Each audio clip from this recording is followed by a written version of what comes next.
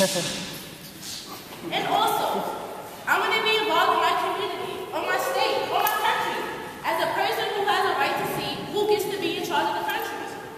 I've been voting since I was 18, every year without fail, both primary and general elections. It's my duty to vote. In 1960, John F. Kennedy, he was running for president, and he came to town, and I shook his hand. I was like 4, and I still remember. It was kind of cool. Oh my God. I vote because it's what every American citizen is supposed to do, for change and for betterment. Also, because I want my party to win.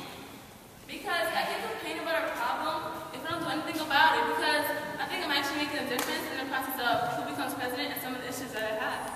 Because you may not think it's important, but the things that you do every day are decided by the people who get elected. I vote because one of the rights that I have. I get to be part of the process to choose who leads our country.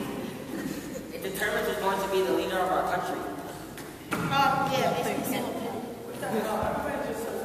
Then in 1976, and on this one day in May, in Oregon, the Oregon election was happening, and a lot of cool things were going on in Oregon because Oregon wants to be different from everybody else.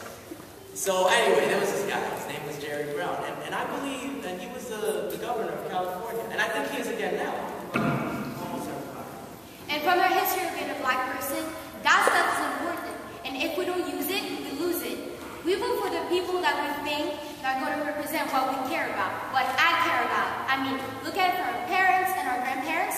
That stuff was important to them, and we must continue to uphold that. As you continue to warn me, Because it's our civil duty. We live in a country where we have the opportunity to give back to our country, you know? To give back ideas to self-govern ourselves. So you're held to the responsibility of, finding out who leads for the next 4 years to reciprocate, to give back. I couldn't even understand what,